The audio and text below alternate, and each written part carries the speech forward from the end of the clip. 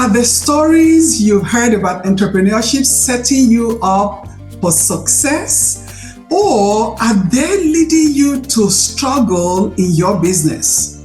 Because the belief that you hold on to can really make or break you on your journey as an entrepreneur.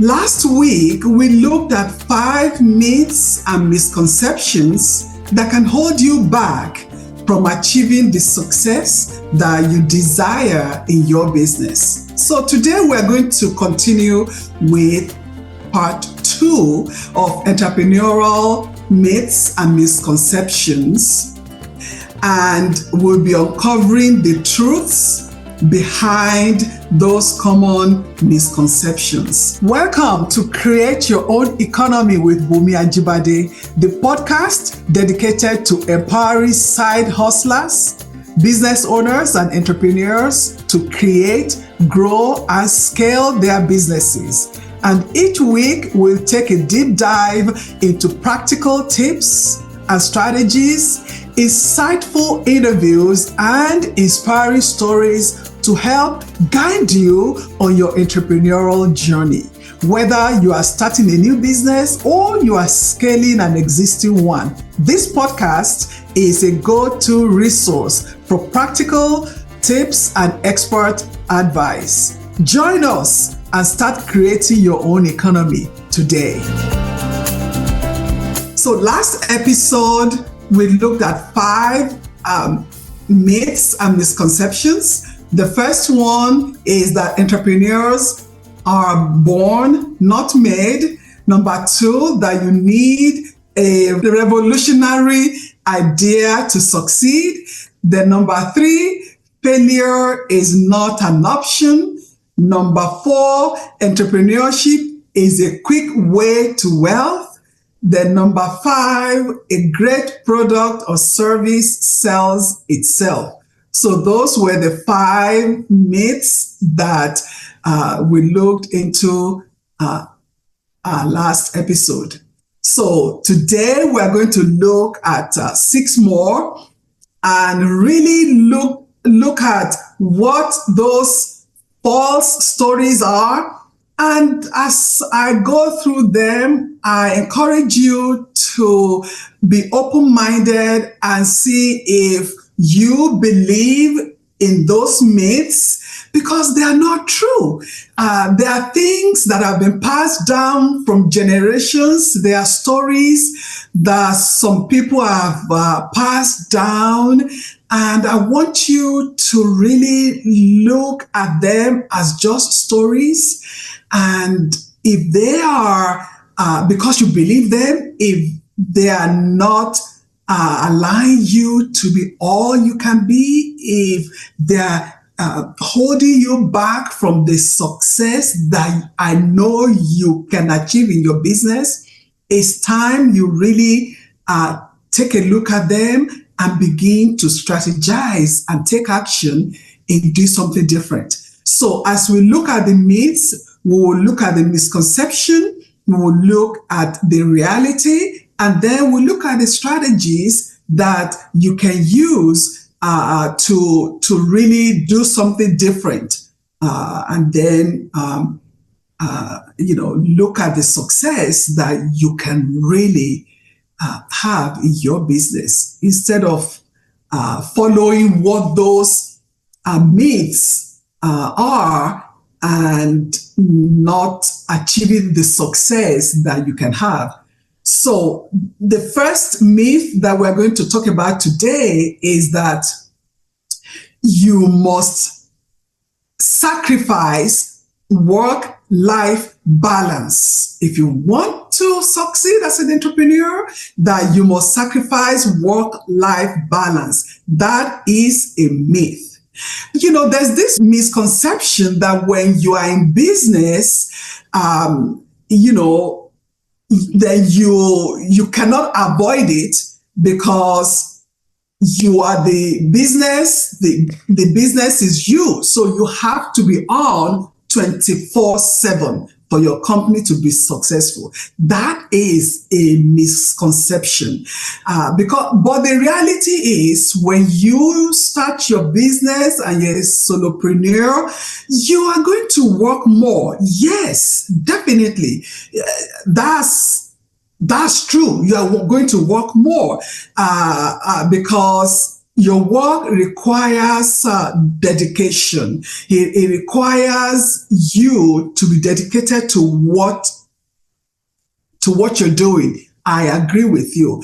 But also, for you to have longevity in the business, you need to be healthy. And for you to be healthy, you need a work-life balance. And whatever a work-life balance is, you are the only one that can determine what work-life balance will mean to you. And work-life balance is crucial to the success of your business. Because if you burn out, what will happen to your business? The business will eventually suffer. So you must sacrifice work-life balance. That is a myth. The second myth today is that being your own boss means you have more freedom to do whatever you want to do, and you can really work less. That is a myth. And the misconception that people have is that as an entrepreneur, you have all the free time in the world and you have fewer responsibilities, especially when you ask people, why do you want to go into business? And they say, oh, I want to be my own boss. Yes, when you are your own boss, I tell you, you work more. For those of you, remember when you had a job, your boss works more than you. The owner of the business works more than you. And that is the reality. Entrepreneurs work longer hours. They face more stress than the employees, especially in the early stages. But as they grow their business, as they have more money to put in the business, they're able to hire more people. As they begin to develop their leadership ability, they are able to lead more people, and they have more people that can work and even do better job than them, and that will make them work less or fewer hours. And if you have this misconception, if you want to avoid it, the strategy that you can use is for you to really set realistic expectations for yourself about the demands of your business, about the demands of being an entrepreneur, and really take time to look at time management. What does it look like? And we'll bring work-life balance again into this, because if you take time to look at work-life balance from the beginning, when you start your business and you begin to prioritize your time, then there might be some freedom, or you'll be able to work less and you have more time with your family, so that your family will not suffer because you have a business.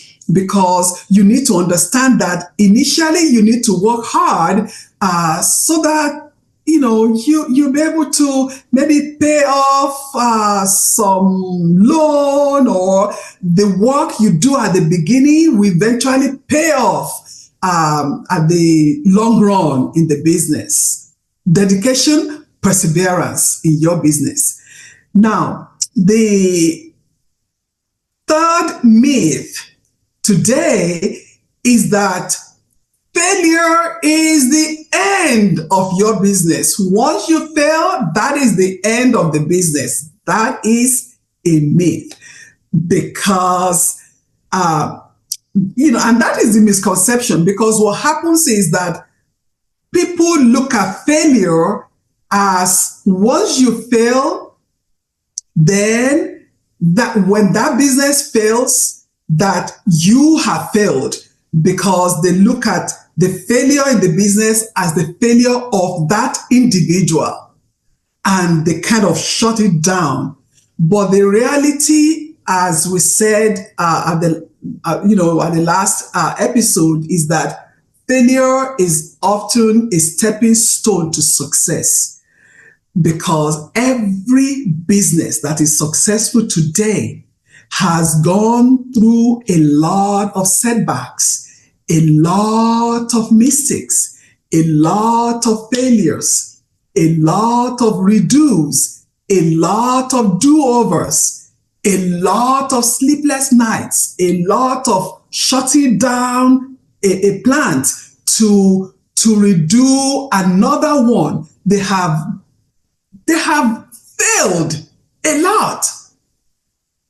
So how do you overcome this myth? The strategy: embrace failure, as we said, as a learning opportunity. If there is a failure, it is not the end. As we said, one of the myths that we looked at the last episode said that failure is not an option. You must win every time. No. At the same time, failure is not the end. If a project fails, let it be a learning opportunity. Look at what failed in the project and ask for feedback. And you can do it again. If a project failed, you didn't fail. You can do it again. Look for something else and do it again. Number four myth for today says entrepreneurs love risks. They just love taking risks. Look, because when a project fails and it fails and it fails, people just assume, why won't you just give up, right?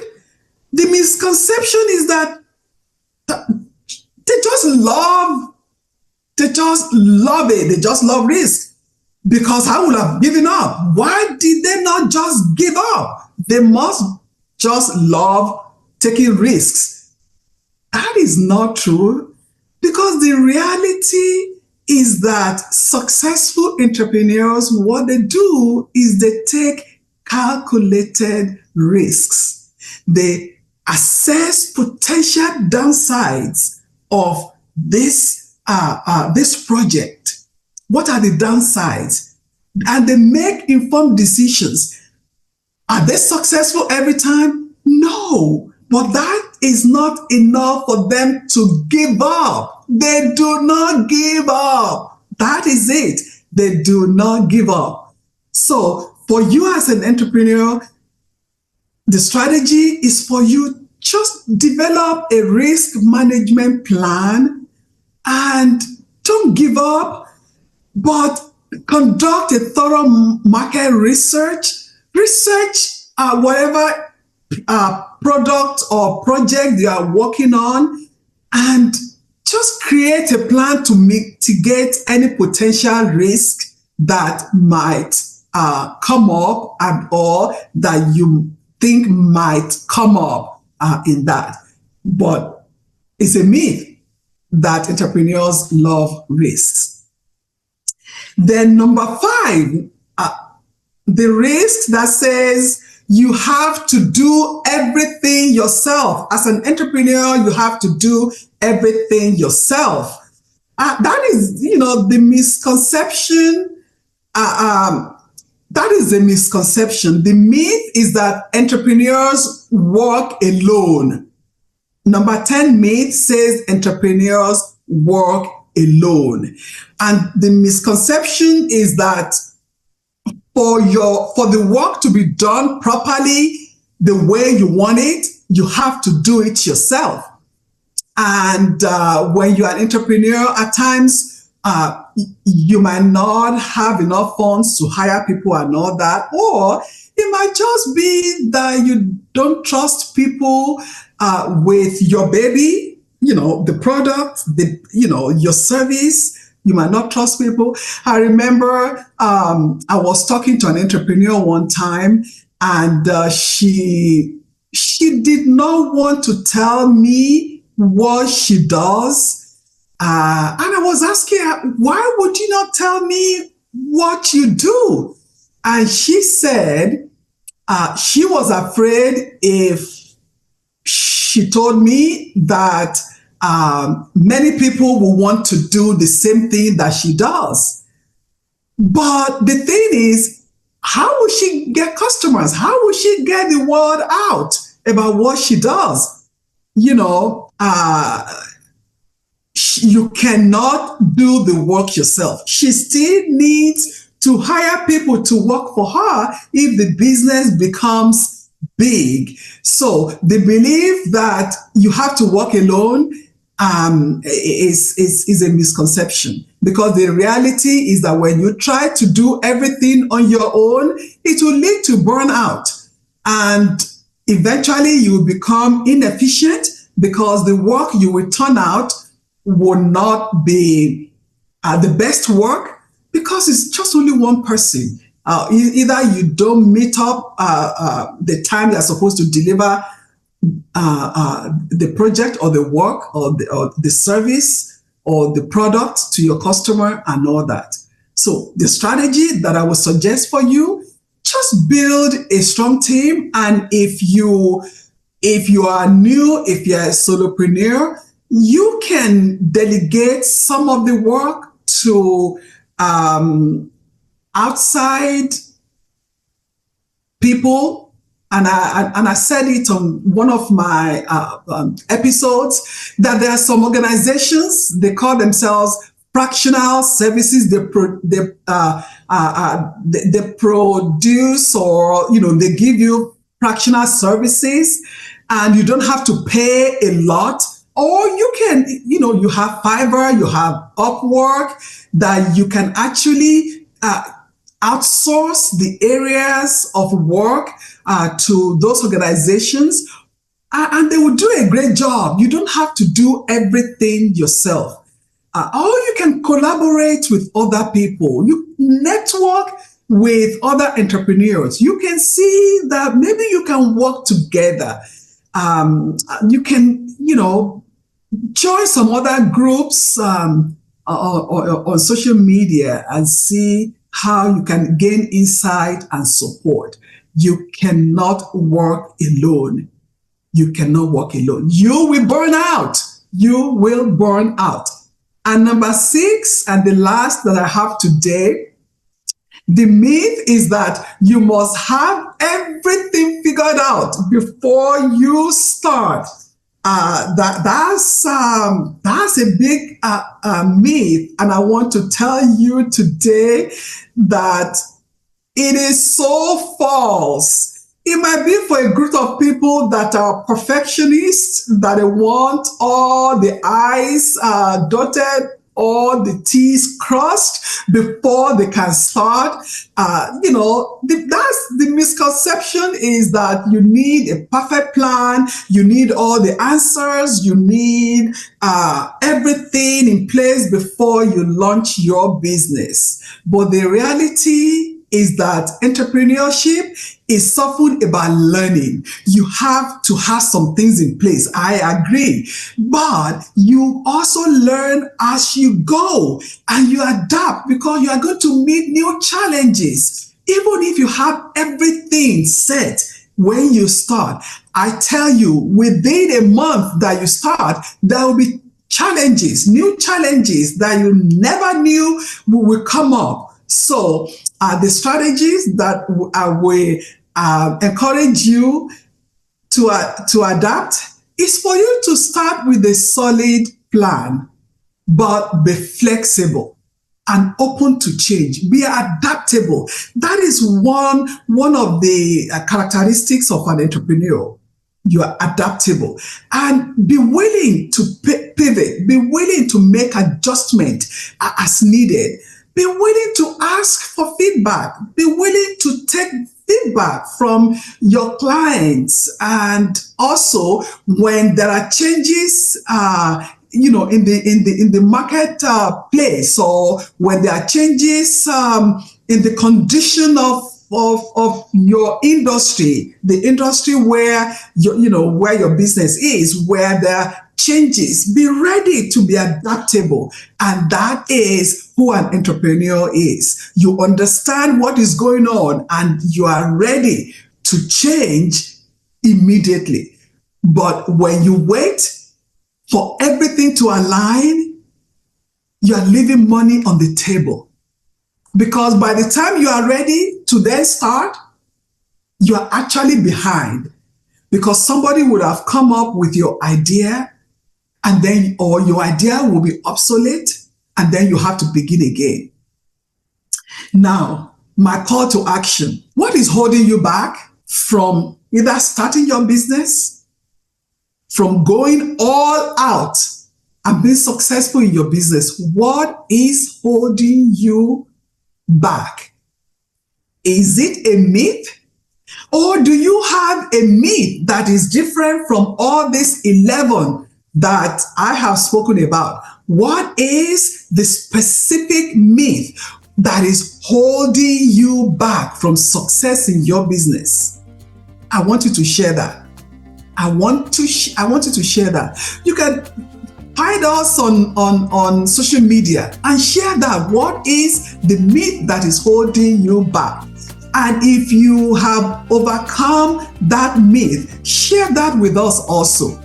Share the action that you are taking, or what action would you take to move forward to achieve success. I thank you for listening. I will see you in the next episode. Thank you for tuning in to Create Your Own Economy with Bunmi Ajibade. I hope you enjoyed this episode.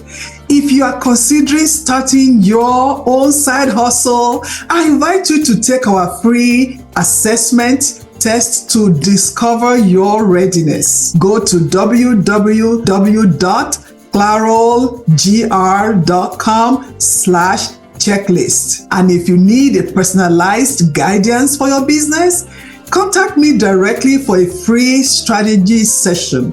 Let's work together to turn your vision into reality and chart your path to success. Go to www.clarolgr.com/MEET. Remember to subscribe, write reviews, and share this podcast with others ready to create their own economies.